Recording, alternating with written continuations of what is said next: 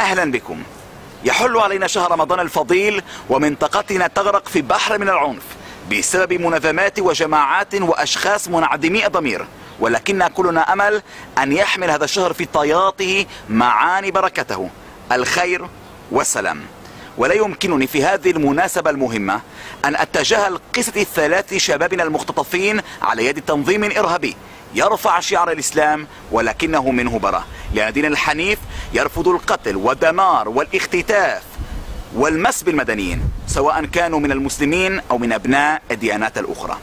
وبمناسبة هذه المناسبة المباركة لا يسعني إلا أن أتوجه بأطيب التبريكات إلى عموم المسلمين وإلى مواطني دولة إسرائيل على وجه الخصوص. أعاده العلي عليكم وعلى عائلتكم بالخير وبركات والأمن والسلام. صوما مقبولا وإفطارا شهيا مني شخصيا إليكم وإلى عائلتكم، وكل عام وأنتم بألف خير، والسلام عليكم